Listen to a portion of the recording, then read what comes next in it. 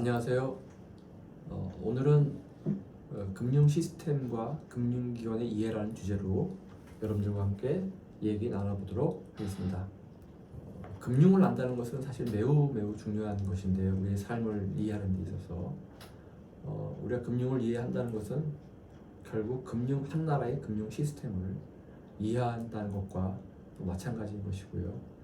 또 그 금융 시스템 안에서 각 금융기관들이 어떤 역할, 어떤 일을 하는지를 좀 알면 우리의 삶이 훨씬 더 풍요로워지고 최소한 우리가 뭔가 이득을 얻는 것을 위한 것으로 우리가 일을 하긴 하지만 낭패를 보지 않기 위해서라도 우리가 금융을 제대로 알아야 될 것이고, 그러려면 금융 시스템과 금융기관들의 이해가 선행되어야 된다고 생각을 해서 오늘 이 주제를 선택하게 되었고요. 특히 우리 앞으로 금융기관 쪽에 취업을 하려는 우리 학생들이 있다면 오늘 이 강의를 통해서 나한테 맞는 금융기관이 어떤 기관일까 하는 것을 조금 더 이해할 수 있는 기회가 될 수도 있을 것 같아서 오늘 이 주제를 선택하게 되었습니다. 우선 우리가 직업 선택하는 데 있어서 여러 가지 기준이 있을 것입니다. 그래서 오늘 강의할 내용은 이런 직업을 선택하는 데 있어서의 기준과 이런 직업 선택의 기준을 비추어 봤을 때 우리가 금융기관을 어떻게 선택을 해야 될 것인지, 그 다음에 금융기관이라고 했을 때 우리 그 안에는 어떤 구조로 되어 있는 것인지 한번 생각해 볼 것이고요.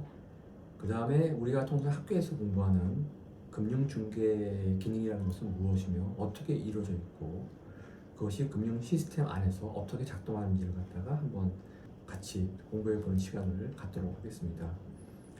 이 이외에 은행권이라든지 증권사라든지 보험이라든지 또 여타 여러 가지 여러분들이 주택을 구입하려면 주택금융공사라는 곳이 또 있기도 하고 여러 가지 또 금융의 하부 구조를 또 뒷받침하는 기관들도 많습니다.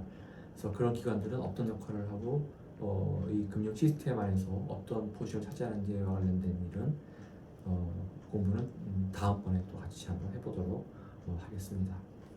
네, 그러면 직업 선택의 기준으로 한번 보겠습니다. 우리가 보통 직업을 선택할 때는 아마도 꼭 이렇게 말을 하지는 않지만 대체로 이 5가지 정도의 기준으로 우리가 생각하지 않을까 합니다. 우선 적성이 잘 맞아야 될 것이고요. 그 다음에 내가 선택한 그 직무가 어떤 가치를 갖고 있는 것인지, 그 다음에 자기의 발전 가능성은 또 어떤 것인지, 그 다음에 그 직무는 굉장히 안정적인 것인지, 또 나중에 보상은 어떻게 할 것인지, 아마 이런 5가지 정도의 기준으로 보통 우리가 그 직업을 선택하지 않을까 하는 생각을 해봅니다. 여기서 적성이라는 것은 사실 내가 좋아하는 일을 하는 것이죠. 일반적으로 우리가 얘기했을 때는 우리가 논어에 지지자는 불여 후지자, 호지자는 불여 낙지자라는 표현이 있습니다. 즉 아는 사람은 좋아하는 사람만 못하고 좋아하는 사람은 즐기는 사람만 못하다, 이런 표현인 것입니다. 결국은 우리가 좋아하고 또 어느 경지에서 즐겨야 된다는 것을 강조하는 그 논어의 표현인데요. 2000년 전에 이 논어의 이야기를 지금의 시점에서 한번 새롭게 해석을 해본다면 저는 이렇게 해석할 수 있을 것 같아요. 지는 그냥 알아가는 단계, 그러니까 우리가 학교 다닐 때 공부를 하는 과정, 또 직장의 초년생으로서 직장의 일을 알아가는 단계, 아마 저는 이거를 지라고 지금 표현할 수 있을 것 같기도 하고요. 호는 이제 아주 호기심이 가득해서 무언가를 할 때 굉장히 흥미로운 일을 하는 느낌을 줬을 때의 단계라고 저는 생각을 합니다.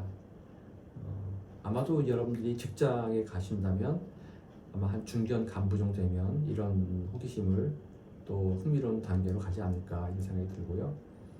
낙은 어떤 경지에 도달한 단계, 예컨대 바둑으로 치면 입신인 9단으로 간다면 이게 아마 낙의 경지가 아닐까 이렇게 생각이 드는데요. 여러분들은 이러한 이제 적성을 갖고서 직업 선택을 해야 되지 않을까 하는 생각이 듭니다. 그 다음에 어떤 직업을 선택하는 데 있어서는 직무의 가치는 공익과 사익의 가치로 나누어집니다. 공익 가치라고 하는 것은 이제 우리가 통상 영어로는 public interest라고 얘기하고 사익은 private interest라고 얘기를 합니다. 즉 공익은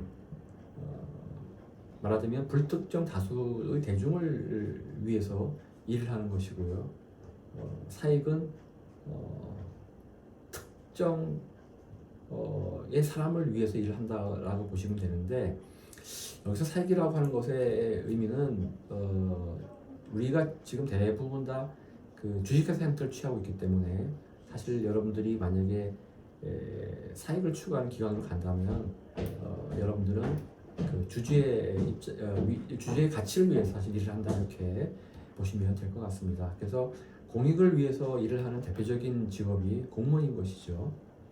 그리고 사익을 추구하는 직무의 경우에는 대표적으로 주식회사에서 일을 하는 것입니다. 그래서 여러분들은 내가 공익을 위해서 일을 하는 것이 좀 더 나의 가치관에 부합하는지, 아니면 사익을 위해서 일을 하는 것이 좀 더 가치관에 부합하는지는 각자가 가치관이 다르기 때문에 무엇이 옳다 그러다 말할 수는 없는 것이고요. 다만 내가 어느 것을 좀 더 선호하느냐에 따라서 여러분의 이 직업을 가지는 데 있어서 중요한 기준이 될 것 같습니다. 그 다음에 보통 우리가 직업을 가지는 것은 그 조직의 발전뿐만 아니라 궁극적으로 자기의 발전을 도모하는 것이죠. 그래서 이 직업을 통해서 나의 발전이 커지고, 그래서 궁극적으로 나의 가치가 그 업그레이드 되는 그런 모습을 우리가 보통 상상을 해보는데, 만약 이런 나의 발전도 함께 도모할 수 있는 곳이라면 당연히 그곳으로의 취업을 여러분들은 원하실 거라고 생각을 합니다. 그 다음에 네 번째로는 이제 안정성인데요. 과거에 비해서는 지금은 어떤 면에서는 조금 더 안정성이 떨어졌다고 볼 수가 있는데, 과거에는 훨씬 안정성의 그 직무를 선택하는 데 있어서 그 안정성이 되게 중요해졌지만, 지금은 과거에 비해서는 조금 더 그런 부분들이 좀 떨어지지 않았을까라고 생각을 하지만, 그럼에도 불구하고 여전히 안정성은 내가 직업을 선택하는 데 있어서는 여전히 중요한 그 기준이다 이렇게 볼 수 있을 것 같고요. 그 다음에 이제 끝으로 보상인데요. 이 보상은 이제 결국 급여, 내가 나에게 월급을 얼마나 줄 것인지, 그리고 여러 가지 그 복지 후생은 또 어떤지, 그리고 내가 여기서 무언가를 달성했을 때 많은 승진의 기회가 주어질 수 있는지, 여러 가지 이런 것들을 이제 결국은 다 고려를 하게 되는 것인데, 아마도 이런 직업 선택은 이렇게 큰 5가지로 우리가 분류해 볼 수가 있는 것인데요. 여러분들도 이제 마음속으로 다 이렇게 생각해서 직업을 선택하지 않을까 하는 생각을 해봅니다.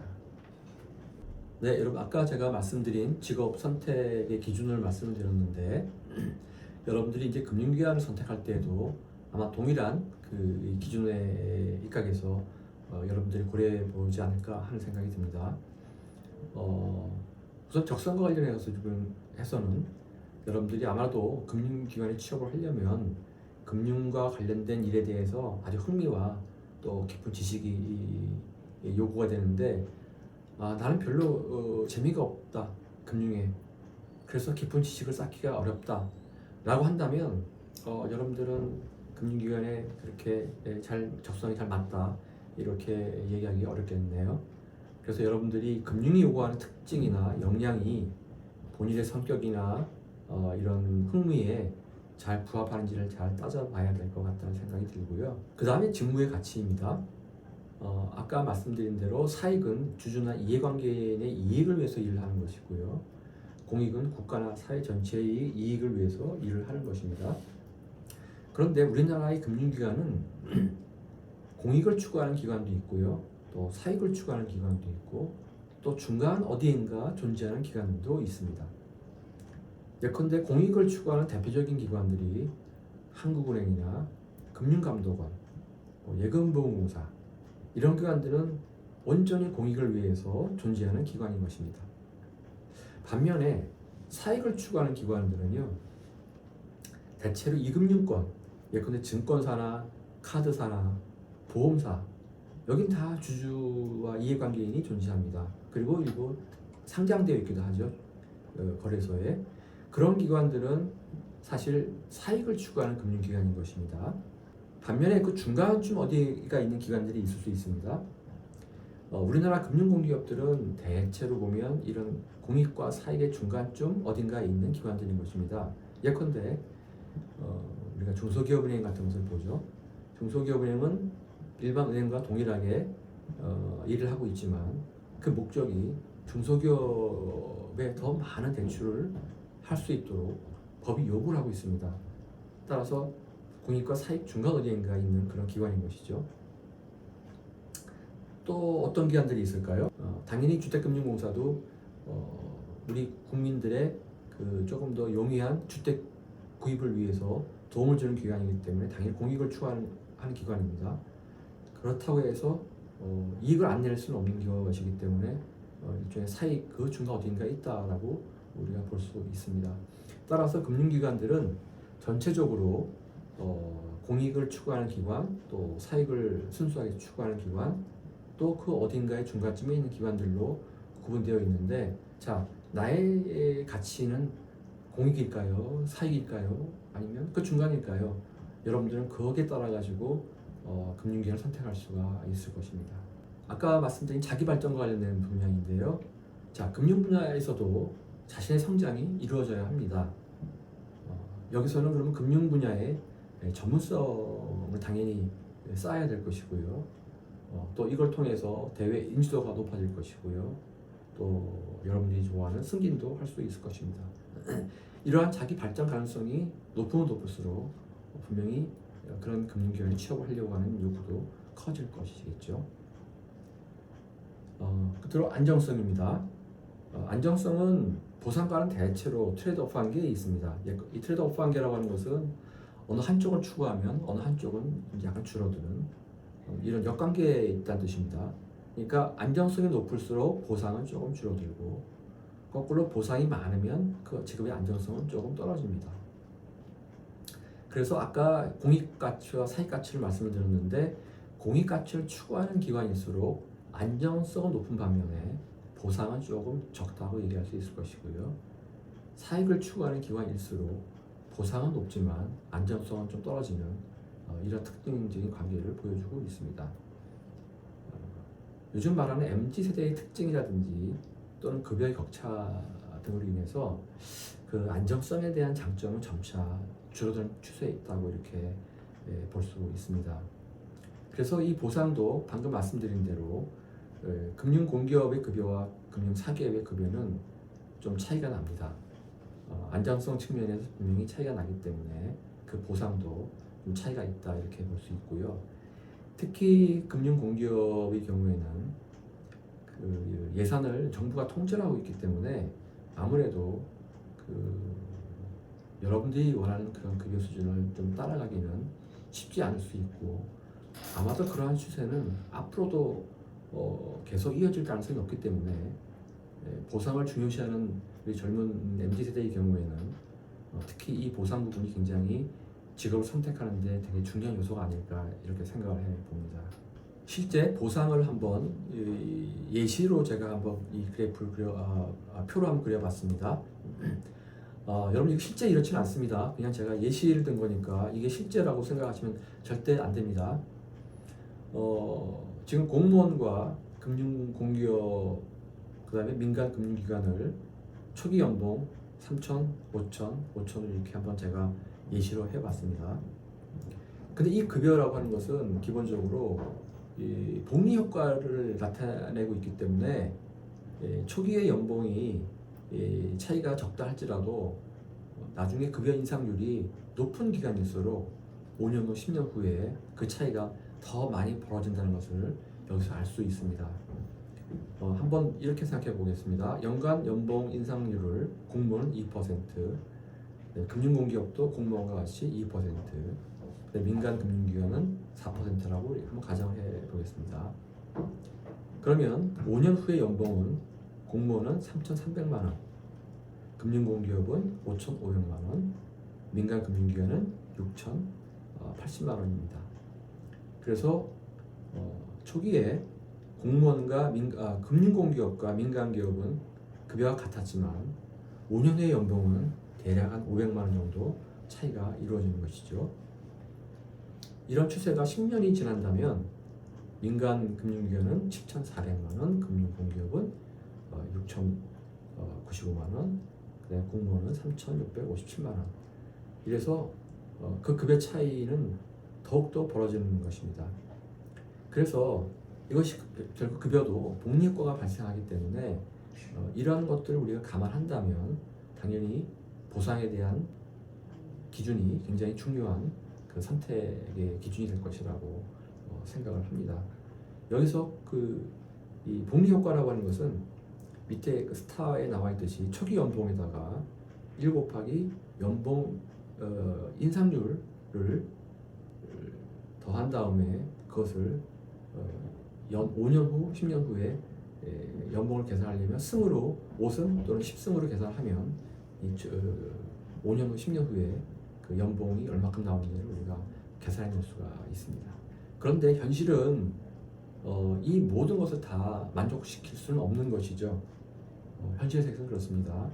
그래서 그 옛말에 물 좋고 정자가 좋은 곳은 없다고 여러분들 이 모든 것을 다 고려하기보단 사실 내가 정말 선택해야 될 기준이 무엇인지를 정해서 선택을 할 수밖에 없는 게 현실의 재앙이라고 생각을 합니다.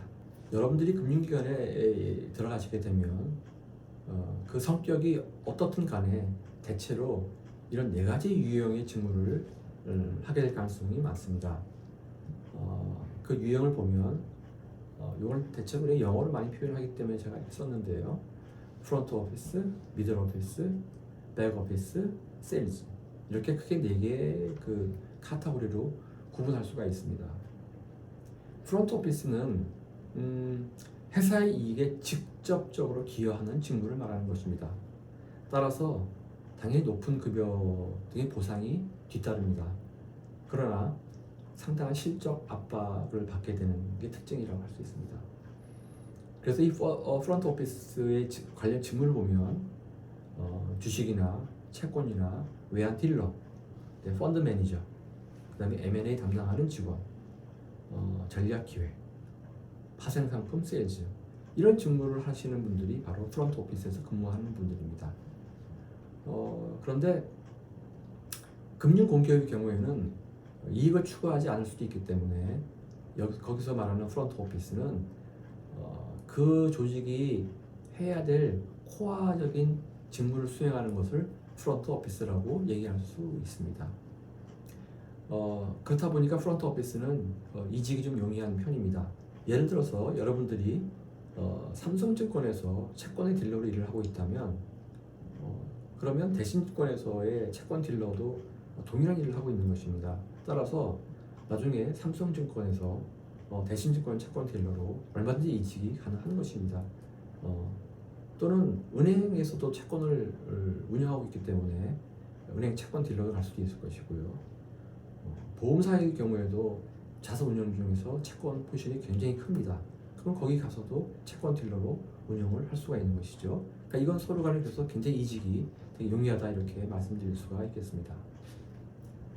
두 번째로는 미들 오피스입니다. 미들 오피스는 회사의 이익에 좀 간접적으로 기여를 하는 것이죠. 그래서 프론트 오피스보다는 조금 더 낮은 급여를 보상해주고 있는 반면에 그렇지만 실적 압박은 없는 편입니다. 이것과 관련된 직무는 대체로 위험 관리하는 직무인 것이고요. 또 대출 심사하는 업무, 그다음에 준법 감신 이런 직무들이 이제 미들 오피스에 해당하고 있습니다. 회사마다 조금씩 다르긴 하지만 미들 오피스에서는 직접 프론트 오피스를 견제하는 기능을 일부 하고 있기 때문에 나중에 프론트 오피스로서의 직무 이동도 가능하다고 볼 수 있습니다. 그 다음에 백 오피스인데요. 백 오피스는 회사의 이익에 더 간접적으로 기여를 합니다. 그래서 미들 오피스보다는 더 낮은 급여를 보통 보상하게 되는 것인데 그렇기 때문에 실적 압박이라고 하는 개념은 있지를 않습니다. 이런 백오피스에서 하는 일은 대체로 인사, 조직, 통상 우리가 총무라는 일이라고 얘기를 하는 그런 업무들인 것이고요. 지급결제, IT, 법무, 또 일상적인 여소신 업무 이런 직무들이 이제 백오피스의 업무라고 할 수 있겠습니다. 그래서 이 백오피스에서의 업무는 대체로 그 프론트 오피스로서의 이동은 좀 쉽지 않습니다. 물론 이제 어떤 기관에 따라서는 프론트나 미들이나 백을 전부 같이 이렇게 로테이션하는 직무, 순환보직을 하는 직무라고 한다면 그거는 뭐 얼마든지 이동이 가능하겠지만 처음 뽑을 때부터 프론트로 뽑히거나 아니면 미들로 가거나 백으로 갈 경우에는 사실 그 칸바이가 존재하기 때문에 쉽게 이동하기는 어렵다 이렇게 말씀을 드리겠습니다. 세일즈 업무는 이 회사 이익에 직접 기여를 하기 때문에 당연히 프론트 오피스나 미들 오피스 수준의 급여를 보상을 하지만 또 그러나 실적 압박이 또 있는 것이죠. 여기에는 이제 금융상품 세일즈나 상품 기획, 설계 이런 직무들이 존재합니다. 이런 직무들도 어느 정도 이직은 서로 가능하다 이렇게 말씀을 드릴 수가 있겠습니다. 예컨대 제가 몸담았던 한국은행에서는 프론트, 미들, 백 이걸 이렇게 일률적으로 뽑지를 않고요. 다 같이 하나의 기수를 뽑습니다. 그래서 어떤 사람은 프론트에, 어떤 사람은 미들에, 어떤 사람은 백에 이렇게 배치를 했다가 일정 시간이 지나면 또 백에 있던 사람은 다시 프론트를 가거나 이렇게 순환보직으로 직무를 경험을 하고 운영을 하고 있습니다. 그런 경우에는 얼마든지 이동이 가능하겠죠.